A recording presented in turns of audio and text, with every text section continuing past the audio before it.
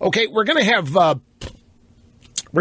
a little bit to say about Trump's speech tonight, what is leaked out and what the White House has put out. One of the things, massive military increase and a dramatic reduction in spending at the Environmental Protection Agency. So all of people that are prepared to be excited or angry are lining up and already commenting on this. Trump said that the reason they screwed up at the Academy Awards is they were so focused on him. If they would forget about him, they could get the envelopes right. They were so focused on him and so focused on cutting him down and ragging on him that they just forgot their basic functions. They couldn't get the basics of the ceremony right. They're just in horrible shape because they're being governed by their lack of ability to forget about me. Maybe something to that. And Trump is out there finally putting it out there that it is Obama and his acolytes that are behind all of these protests out there. And we have some evidence to back this up coming up on the program today. I want to start in this segment here. Well, I've already started. I want to transition now.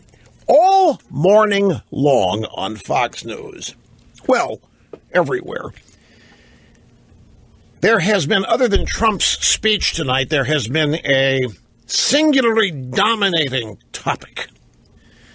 And that is the investigation into whether or not the Russians had contact with the Trump campaign and that they worked together to salvage a victory for Trump and a defeat for Hillary. And what's glaring about everybody they talk to, there's not a single person that has any evidence that any of this ever happened. And yet, it has been a dominating topic all morning long. I'll take a brief time out. I'm going to come back, and I'll give you an example of this, starting with my appearance on Fox News Sunday recently. Don't go away. I want to go back to February 19th. 9 days ago, Fox News Sunday, Chris Wallace, you say that what's happening to Donald Trump right now is that the left-wing courts, the media, left-wing bureaucracy are trying to sabotage his presidency. Sabotage, Rush? Well, actually, I do. And it's driven by two things, actually. The first thing that's going on, Chris, in my view, it is preposterous to believe that the Russians had any effect on the outcome of voting in this country. It's absurd. There is no evidence. Zilch. Zero. Nada. The New York Times has run two stories that are basically propaganda on this, one in October and one this past week. And both stories clearly say no evidence. Nobody they've talked to has any evidence whatsoever to suggest it. The second thing I think that's important for people to remember, people that voted for Donald Trump, people that support Stop the tape. Stop the tape. That's where I go on and talk about the difference in Trump voters and Hillary voters. David Nunes. David Nunes is the chairman of the House Intelligence Committee. Yesterday on Capitol Hill, he held a press conference to talk about all of this. Alleged contact between the Trump campaign and Russian government officials. And during the Q&A, a CNN reporter, Manu Raju, said, can you say categorically there were no contacts whatsoever between any officials affiliated with the Russians and the Trump campaign? Not that I'm aware of. We still have not seen any evidence of anyone from the Trump campaign or any other campaign for that matter that's communicated with the Russian government. Nobody has. Folks, there is no evidence here. I told you you're going to get bored or angry, wishing me to move on. But this allegation, again, is the number one thing propelling the Democrats and the media in their opposition to Trump. That his presidency is illegitimate, that his election was fraudulent, that Hillary should have won. Everybody knew she should have won, but Trump worked with the Russians. They hacked the emails, got Podesta's emails, embarrassed Hillary. But there's no evidence. Every news story about this, no evidence. It's all about the seriousness of the charge. Here's more from Devin Nunes. Next question. Why would you agree to talk to reporters at the behest of the White House, knowing that you're still looking into this matter, meaning the investigation is still ongoing? Why are you commenting? That story was a little odd, I thought, because if you asked me to contact the White House and said, hey, could you set me up with somebody at DOD or the intelligence agencies, I would say sure. So it was a kind of an odd story, I thought. Is it compromised in any way? The fact that you have already made this determination? How is it compromised if I'm trying to be transparent with the press? And if the White House asks me to talk to a reporter, which, by the way, it was one reporter, if the White House asked me to talk to you, would you think that that would be okay or not okay? What's your response to that? Well, what's your response to it? Well, you're investigating this matter, and the White House is urging you to knock down these stories that are raising questions about it. That absolutely didn't happen. No, there is no request to knock down the stories. This is how this lie gets started. And this lie got started thanks to CNN. And I'm going to rehash this. It's one day at the White House recently. Andrew McCabe, number 2 at the FBI, after whatever event was going on there, pulled Reince Priebus aside. McCabe at the FBI started this conversation. He said, Reince, FYI, all of this stuff about collusion between the Trump campaign and the Russians in the New York Times, we have any evidence for that? It's not us telling the New York Times. We don't have any evidence of that. So Priebus says, well, good Lord, what do I do with this? I mean, he can't go out there to the FBI just told me so. So they get together and ask what can be done. And McCabe at the FBI says, there's nothing we can do. We can't start commenting on every story out there that references us that's wrong. It would be a never-ending thing. So word of this leaked out, and CNN runs a headline. White House calls FBI, asking them to knock down the story. And no, that did not happen. The news in the story is FBI deputy director says no evidence of collusion between Russians and Trump campaign. The CNN story clear. That was the point of it. And that the White House was trying to knock down the lies in the story. That story was such journalistic malpractice, it still frosts me. But that lie persists and is continuing this story, which we're trying to knock down yet again today. Hang on. Greetings and welcome back. Growing by leaps and bounds, still into our 30th year here at the one and only Excellence in Broadcasting Network. No. I am not suffering any pangs of guilt. I just feel it necessary to explain. The bulk of this audience is here every day. You'd be amazed at the number of people in this audience, which is now in excess of 20 million, that listen to all of it. You would be stunned, my friends. But even at that, there are people that don't listen to all of it. They tune in here and there when they have time. Plus, we have the new members of the audience, which, find some today for the first time, last week for the first time. So I'm always making efforts to keep things in context here so that new listeners have some background what I'm talking about. And this story about collusion between Trump and the Russians to affect the outcome of the election, folks, there's a reason the media and the Democrats will not let go of this. It's all they've got. Remember, they're discombobulated genuinely. They are mentally out of kilter. They're emotionally imbalanced over all of this. They still have not come to grips with what happened. They are still in the mindset that they can get rid of Trump. Pelosi's out there talking about how they're collecting data right now for eventual charges for impeachment. Now, I think at this stage it's largely fundraising. I think the Democrats know their base is losing its sanity, and that's the best time to separate them from their money. So all this talk of impeachment is designed to ratchet up donations, but they also mean it. And they're also genuinely plotting behind closed doors on how they could get rid of Trump. And it's not just Democrats. This is a nuclear explosion combined with an earthquake in Washington. They don't want Trump to succeed. They don't want an outsider to be able to come in and do what they've told us all these years is impossible. They don't want somebody to be able to come in and cut the budget. You know the drill. Well, there's not enough discretionary spending in the budget to make a difference. The budget's 60 to 70% entitlements. We can't touch those. That's the built-in excuse for the budget always growing. Where do you see what Trump's going to propose tonight? He's going to propose cutting the EPA in half. He's going to propose even more than that. There are going to be heart attacks. There are going to be people jumping out of tall windows on Wall Street tonight. Well, maybe on K Street. They can't. They cannot allow this to succeed. Remember, these are not people that put the country first. They put themselves first. They believe the country's always going to be there. They don't think that there's no crisis to them. There's no country losing its culture. There's no country losing its identity. There's no country being invaded. There's no country. We're not really at war here. They don't even consider terrorism to be that big a deal. Immigration, they're in favor of. So they think all of the things that you believe that elected Trump, you're crackpots. And they can't permit this to happen. They're not ever going to accept Trump as president. People I'm talking about. And these are the people that are running with this story that his election was illegitimate.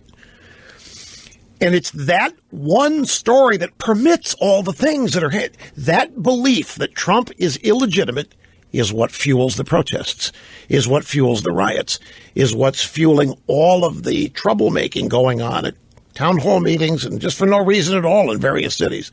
That one. And I don't know how many of them really believe it. It doesn't matter. It's the opportunity that saying they believe it provides. If Trump's illegitimate, then anything he does is illegitimate in terms of his agenda. If anything he achieves, if he actually gets some of this stuff done, it'll be easy to get rid of it, they think, because eventually they're going to prove that Trump did not legitimately win.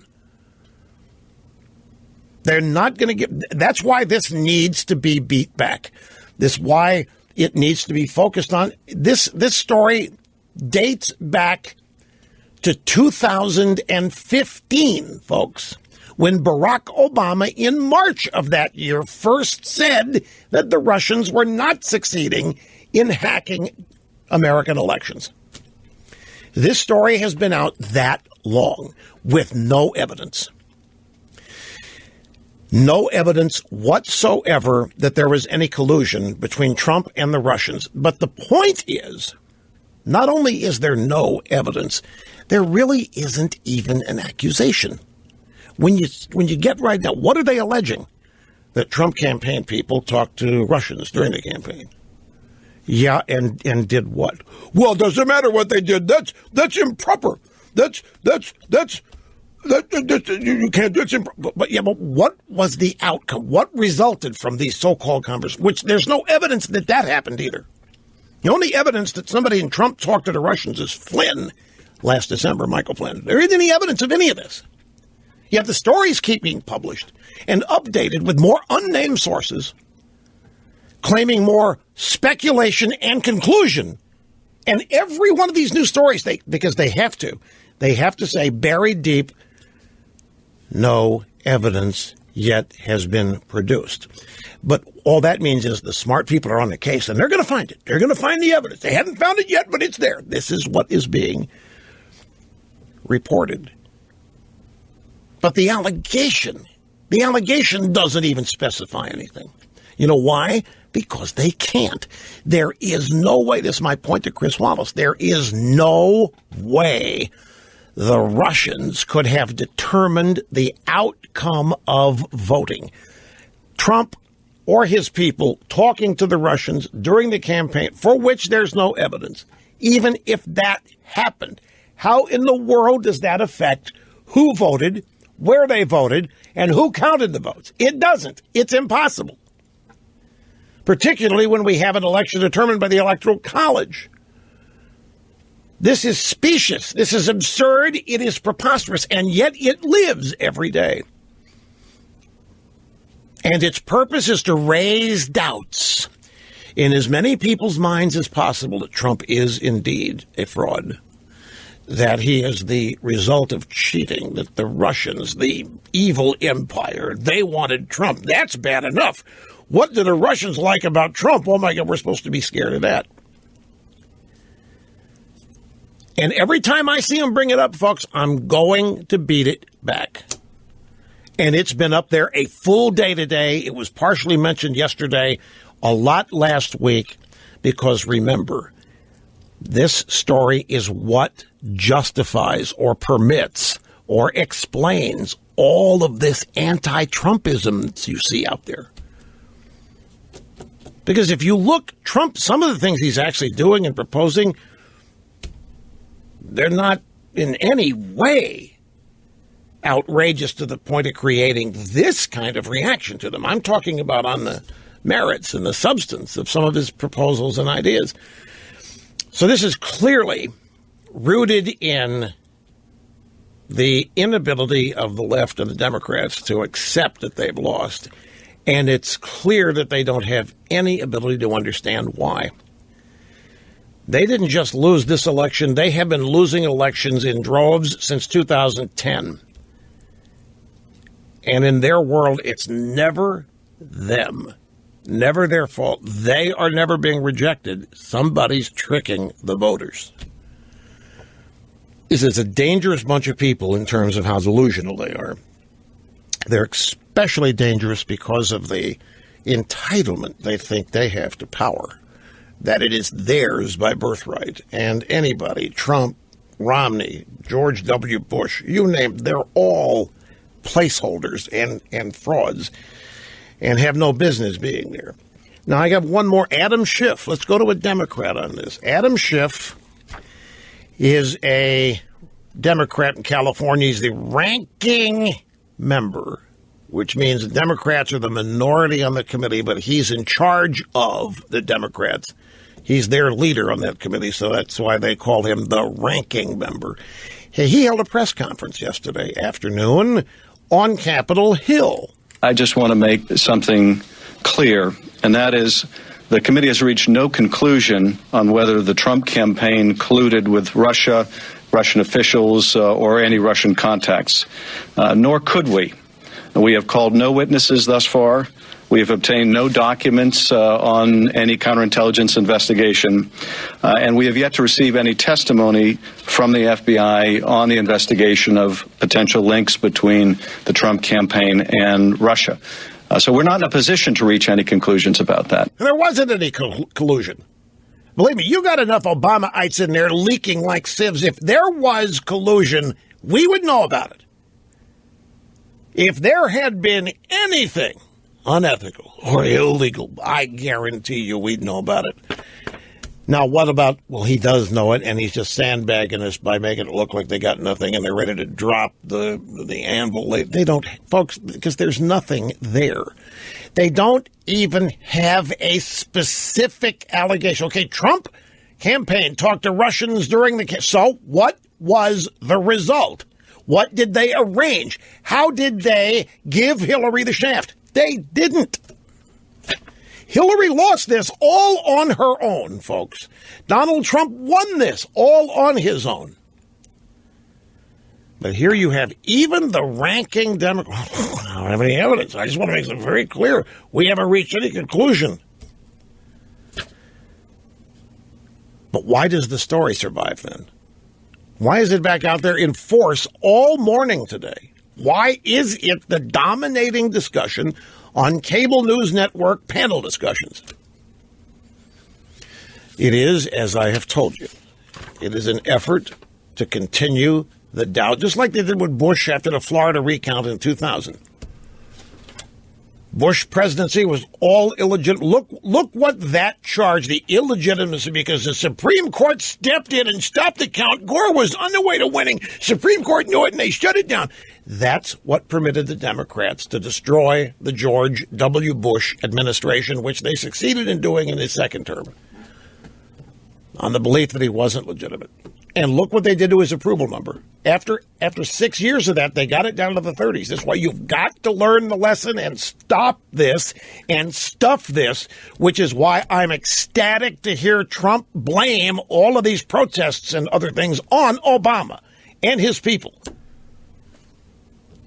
We have time for what we do. Bernie Sanders, last night, CNN, Anderson Cooper, who said House Intel Committee Nunes says he's got no evidence of any contacts between Trump and the Russians, and that there shouldn't be a special prosecutor to investigate.